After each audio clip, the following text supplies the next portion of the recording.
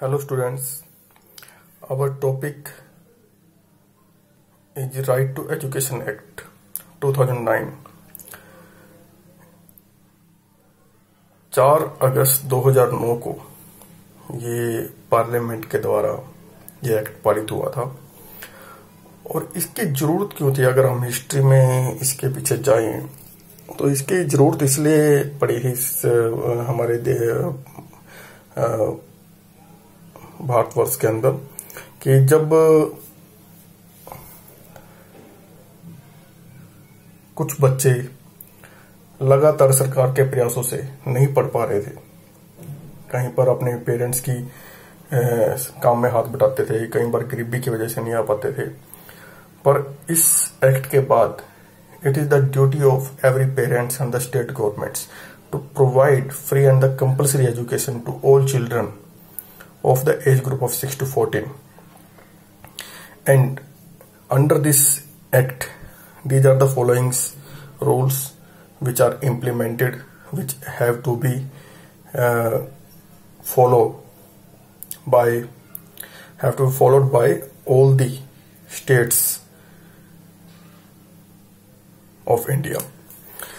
And under this act, the first is the free and the compulsory education, as we told earlier, and the age group of 6 to 14 age group of children, and it comes under Article 21A.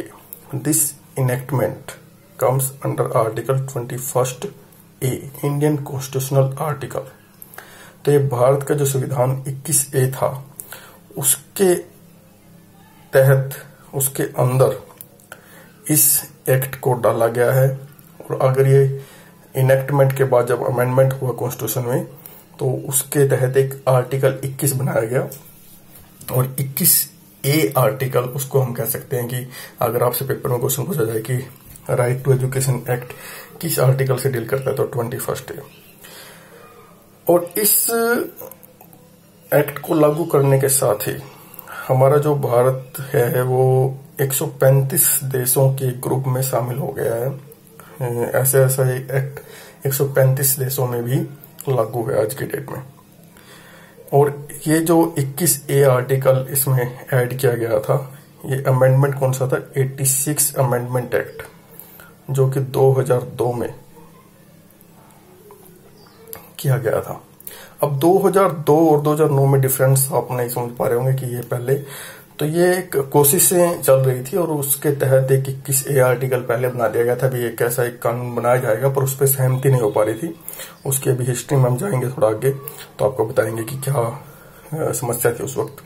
क्योंकि कोई भी act लागू करने में समस्याएं आती हैं, कई तरह के रूल्स, कुछ अपनी समस्याएं कुछ लोगों की होती है, उनको भी दूर करना पड़ता है सरकार को। अब इसकी हिस्ट्री क्या है? 2005 में ये बिल ड्राफ्ट किया गया था, पर ये रुका क्यों? क्योंकि 25% reservation for disadvantaged children in private school caused एक कंट्रोवर्सी। अब इस एक्ट के तहत एक इम्पोर्टेंट जो स्टेप था सरकार की तरफ से कि हर प्राइवेट स्कूल के अंदर 25% रिजर्वेशन हर उस गरीब बच्चे को दी जाए जो कि वंचित रहता है, जो कि एजुकेशन लेने से वंचित है हमारे समाज में। अब उसको प्राइवेट स्कूलों ने एक्सेप्ट नहीं किया कि 25% वो कैसे विदाउट एनी फी वो प्रोवाइड करेंगे, तो वो कोर्ट में चले गए।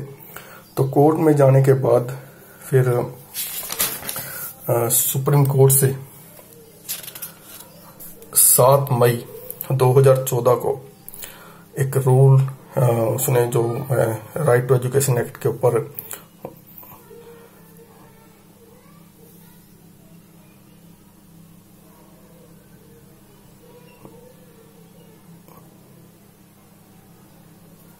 no it is not,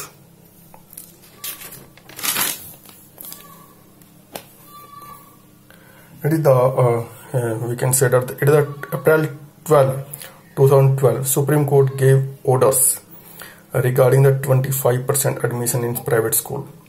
तो अब ये फाइनली जाके अप्रैल 12, 2012 को अप्रैल 2012 सुप्रीम कोर्ट के ऑर्डर के बाद अब ये पूरी तरह से ये एक लागू हो चुका है कि देश में कि 25% रिजर्वेशन किसी भी प्राइवेट स्कूल को देनी ही पड़ेगी हर स्टूडेंट को। जो भी उनके प्रोसीजर हैं, अगर वो प्रोसीजर से आपको पता ही होगा, गरीब बच्चों का 135 के तहत जो एडमिशन होते हैं उसके रिगार्डिंग है ये एक्ट। तो इस वजह से देरी हुई थी और वो जाके 2012 में इसका सुप्रीम कोर्ट के जब ऑर्डर आया तो उसके बाद इसको मानना पड़ा। इंडियन लॉ कमीशन 25% के फेवर में नहीं था, 50% के फेवर में था कि 50% रिजर्वेशन दी जाए जो डिसएडवांटेज्ड ग्रुप है। अब जो प्राइवेट स्कूल वालों की समस्या भी जायज थी कि वो फीस वगैरह जब नहीं देंगे तो वो आगे संस्था कैसे चलाएंगे अपनी, तो वो सरकार से, वैसे इसमें सरकार की तरफ से सारा खर्चा मिलता है पर वो बाद में मिलता है काफी समय के बाद। और अभी तक तो हमारे नोटिस में तो आया नहीं कि किसी भी प्राइवेट स्कूल को उसका पैसा या फंडिंग मिली हो किसी भी इस 135 के तहत जो भी एडमिशन होते हैं उसमें अभी तक कोई भी मेरी इंफॉर्मेशन के अकॉर्डिंग तो अभी तक किसी भी प्राइवेट स्कूल के पास ये पैसा नहीं गया। अब एक इम्पोर्टेंट जो डेट है 7 मई 2014 सुप्रीम कोर्ट ऑफ इंडिया, तो आरटी एप्लीकेबल नहीं है माइनॉरिटी इंस्टीट्यूशन में। अब माइनॉरिटी इंस्टीट्यूशन क्या है, जैसे कि माइनॉरिटी क्या है कि जैसे सिख धर्म है हमारा, मुस्लिम धर्म है और बुद्धिज्म है, जैनिज्म है, जितनी भी इनकी संस्थाएं हैं वो सारी माइनॉरिटी इंस्टीट्यूशन में आती हैं, तो इनके अंदर ये लागू नहीं होगा जो ये आरटी एक्ट है। It is notified as law on 26 August 2009 after the presidential assent, और ये कब तो 26 अगस्त 2009 को जब राष्ट्रपति के द्वारा इसको यस किया गया तब ये पूरी तरह से एक लॉ बनके हमारे देश में लागू हुआ, केम इनटू इफेक्ट। अब परमिशन राष्ट्रपति जी की तरफ से 26 अगस्त 2009 को मिल गई थी। उसके बाद 1 अप्रैल 2010 में इसको पूरे देश में लागू कर दिया गया, पर ये आया पूरे देश में लागू किया गया था। इसके बाद सिर्फ जम्मू एंड कश्मीर एक ऐसा रीजन था उस वक्त जिसमें ये लागू नहीं हुआ था। आप सभी समझते हैं कि जम्मू कश्मीर एक धारा 370 के तहत उसको एक स्पेशल प्रोटेक्शन मिली हुई थी। अब इसमें एक मेन अलग से रिकमेंडेशन क्या है कि प्यूपिल टीचर रेशियो भी इसमें डिसाइड किया गया था, बताया गया था 30:1, 30 स्टूडेंट्स होने चाहिए पर टीचर के पास प्राइमरी लेवल पे और 35 पर टीचर अपर प्राइमरी लेवल पे। ये जो प्रूफ के बारे में जो इसमें राइट टू एजुकेशन एक्ट में बोला गया है कि बर्थ सर्टिफिकेट को माना जाएगा एज के लिए स्टूडेंट की जो वेरिफिकेशन के लिए, पर अगर किसी के पास नहीं भी है तो वो भी उसको भी एडमिशन देने से मना नहीं किया जा सकता।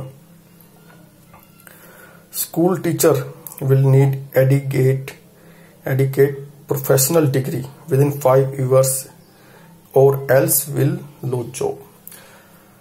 अब ये क्या है, जैसे कि आपका टेट है, अब एच टेट हरियाणा में है, सी टेट है, तो गवर्नमेंट की तरफ से 5 साल टीचर को दे दिए गए कि अगर उसकी एलिजिबिलिटी नहीं बनती पूरी तो अपने 5 सालों के अंदर एलिजिबिलिटी पूरा करे, नहीं तो उसको क्या है जॉब से हाथ धोना पड़ सकता है। स्कूल इंफ्रास्ट्रक्चर के ऊपर भी जोर था और 3 साल दिए गए स्कूल वालों को भी अपनी जो भी कमी है, नहीं तो उनकी जो रिकॉग्निशन वो है जो संस्था को जो मिली हुई है मान्यता वो रद्द हो सकती है। फाइनेंशियल बर्डन स्टेट गवर्नमेंट भी साइन करेगी और सेंट्रल गवर्नमेंट भी। 25% एडमिशन, अब ये हम कर चुके हैं वाला। टीचर ट्रेनिंग के ऊपर एम्फेसाइज था, बार बार टीचरों को ट्रेनिंग देना, क्योंकि टीचरों को मेंटली फ्रेश रखना, उनको ट्रेनिंग देना अकॉर्डिंग टू न्यू टेक्निक्स। तो it's the duty of the government also to provide the time to time training to all the teachers. And एक कमीशन है इसमें, the national commission for protection of child rights, children rights कह सकते हैं इसको, या child right भी ठीक है, कोई दिक्कत नहीं इसमें, NCPCR। अब इसका मेन मकसद क्या था कि ये सारा जितना भी एक्ट है ये लागू हुई है नहीं हुई है, इसके पीछे क्या है, इसका पूरा का पूरा जो है इसको निगरानी रखता है, ऑब्जर्वेशन की इसकी ड्यूटी हम इसको कह सकते हैं। तो ओवरऑल हम ये कह सकते हैं कि ये एक ऐसी एक्ट थी जिसके द्वारा बच्चों को एक एजुकेशन प्रोवाइड करने के लिए एक उचित माहौल में सरकार की तरफ से एक अच्छा प्रयास था और आज की डेट में इसके बड़े फ्रूटफुल रिजल्ट भी हमें मिल रहे हैं। और इसी के साथ ही आज का हमारा टॉपिक हम कंप्लीट करते हैं। थैंक्स।